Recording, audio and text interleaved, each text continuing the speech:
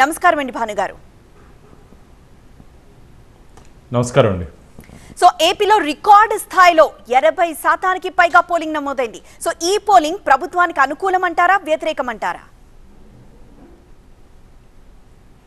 ఖచ్చితంగా నిన్న జరిగినటువంటి ఎన్నికల్లో ఆంధ్రప్రదేశ్ రాష్ట్ర ప్రజలు ఆంధ్రప్రదేశ్లో మార్పును కోరుకుంటున్నారు.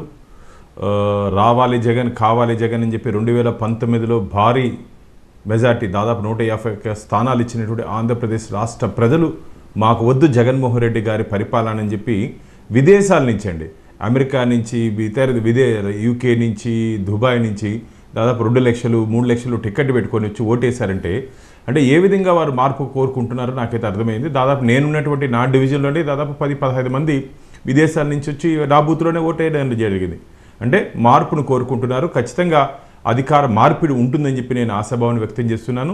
ఎందుకంటే ఈ 5 సంవత్సరాల కాలంలో జగన్మోహన్ రెడ్డి గారి వల్ల ఆంధ్రప్రదేశ్ ప్రజలు చాలా ఇబ్బందులకు గురయ్యారు. ప్రజల ఇష్టాలు కానీ ప్రజల కష్టాలు కానీ తెలుసుకోలేని ముఖ్యమంత్రి ఆంధ్రప్రదేశ్లో ఉన్నారని చెప్పి ఆంధ్రప్రదేశ్ ప్రజలు భావించారు. కాబట్టి నిన్నటితో జగన్మోహన్ రెడ్డి గ్రహణం ఆంధ్రప్రదేశ్ని వీడిందని చెప్పి ఆంధ్రప్రదేశ్ ప్రజలు నిన్ననే పండగ చేసుకున్నారు.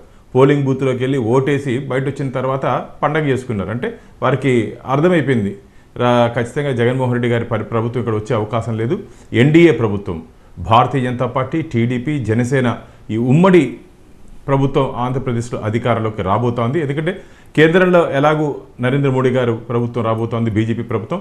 డబుల్ ఇంజన్ సర్కార్తో ఆంధ్రప్రదేశ్ని అన్ని రంగాల్లో ముందుకు తీసుకోబోవచ్చు అని చెప్పి ఒక ఆశాభావంతో, ఒక ఆశతో నేను ఓటేస్తారని చెప్పి నేను భావిస్తున్నాను.